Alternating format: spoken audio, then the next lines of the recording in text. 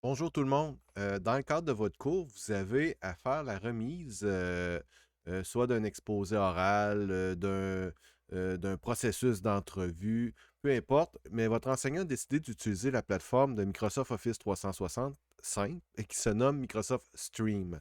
Je vais vous expliquer comment faire la remise de ce document-là à l'intérieur de la plateforme et on va faire ça maintenant. Donc, on va partager l'écran.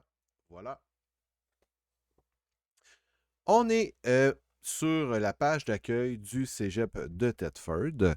Donc, à ce moment-là, on va aller cliquer sur Lien rapide.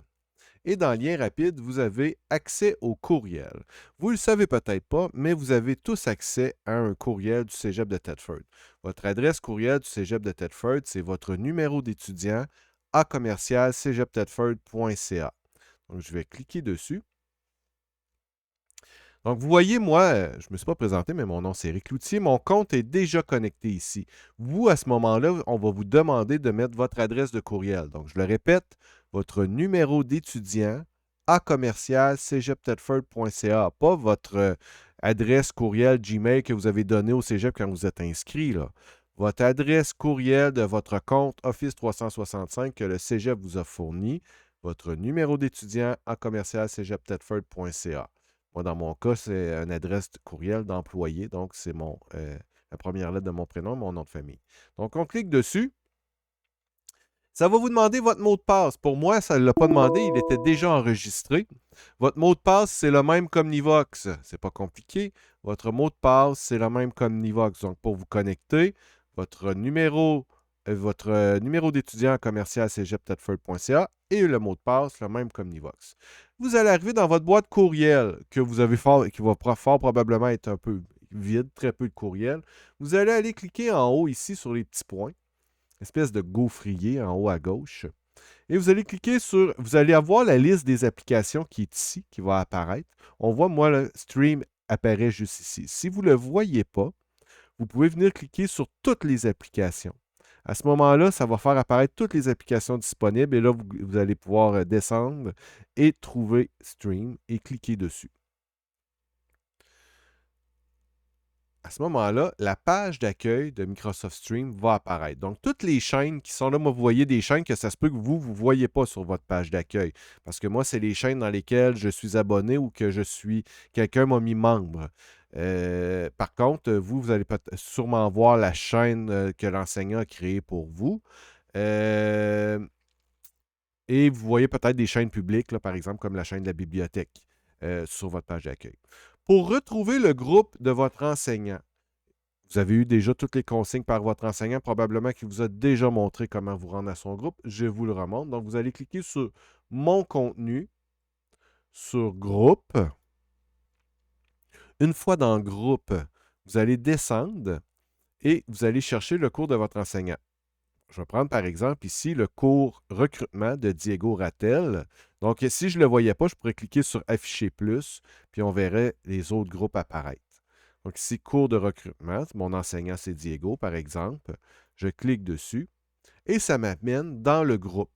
Si l'enseignant ne vous a pas ajouté comme membre du groupe, donc ici dans Appartenance, on voit que Diego a déjà tout inscrit ses étudiants dans son cours, mais vous ne pourrez pas y avoir accès au groupe. Donc, communiquez avec votre enseignant pour lui demander qu'il vous ajoute dans le groupe. Une fois que c'est fait, vous pouvez voir qu'il y a un bouton ici qui s'appelle Charger la vidéo. À ce moment-là, on va faire Charger la vidéo. On va aller choisir une vidéo sur l'ordinateur. Donc, je vais prendre n'importe quelle vidéo, une vidéo qui est ici, qui s'appelle Importation Moodle. Je vais faire Ouvrir. Et là, automatiquement, vous voyez que la vidéo commence à se télécharger sur la plateforme. On va lui donner un titre. Par exemple, moi, je sais que c'est un cours avec des interviews. Donc je vais lui donner, c'est Éric Cloutier et Diego Rattel qui sont en équipe. Puis c'est notre interview numéro 1. Puis, par exemple, si on devait en faire deux, ben, ça pourrait être Éric Cloutier et Diego Rattel, interview numéro 2. Vous n'êtes pas obligé de mettre une description. Français. On laisse le chargement se terminer. Autorisation, ici, c'est ultra important. Vous voyez que autorisez toutes les personnes de votre entreprise à regarder cette vidéo. Vous laissez ça comme ça. Venez pas mettre un crochet.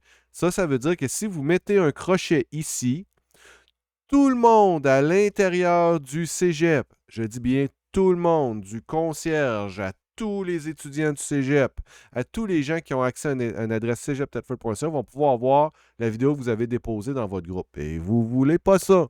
Okay? Vous voulez garder vos choses pour votre groupe et votre enseignant. Donc, on ne met pas de crochet ici.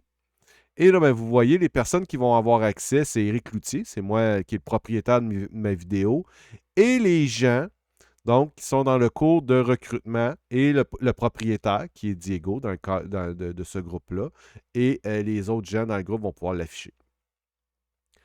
Option, vous le laissez comme ça, vous ne touchez à rien, et vous faites publier. À ce moment-là, la vidéo va se publier dans la chaîne.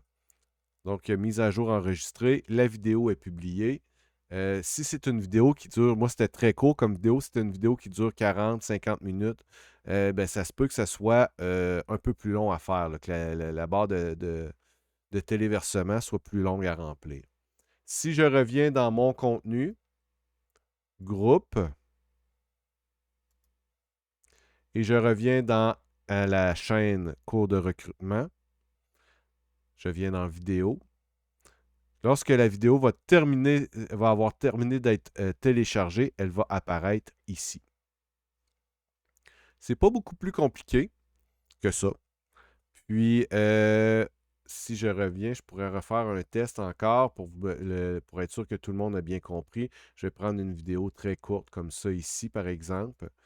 Je vais la choisir. Donc, on n'oublie pas le titre. Donc, Éric Loutier, Diego, interview numéro 1. Ça se télécharge. Je le répète. On ne met pas de crochet ici à autoriser toutes les personnes de votre entreprise. J'ai les membres du groupe qui sont à qui c'est accessible en dessous. C'est parfait. Je fais publier et j'attends que la vidéo se publie. Les indications vont être données au fur et à mesure. Vous n'avez même pas besoin de la partager parce que cette vidéo-là va être accessible directement sur la page d'accueil du groupe lorsque le tout va être terminé d'uploader sur le site de Stream. Voilà, c'est pas beaucoup plus compliqué que ça. C'est juste un aide-mémoire. Je vous l'ai fait 2 fois. Vous allez être capable de vous connecter sur la plateforme. Une fois que c'est fait, avisez votre enseignant que vous avez déposé votre vidéo pour qu'il puisse valider qu'elle est bien disponible. Puis, le tour est joué, vous allez avoir terminé. Si vous avez des problèmes, vous pouvez venir me rejoindre sur le site du SRP virtuel. C'est un lien qui vous a été partagé à plusieurs reprises par Edith. Edith Jacques, vous devez avoir ça dans vos MIO. Donc, ça va me faire plaisir de vous accompagner, de vous donner un coup de main pour vous aider dans la remise de votre travail. Voilà.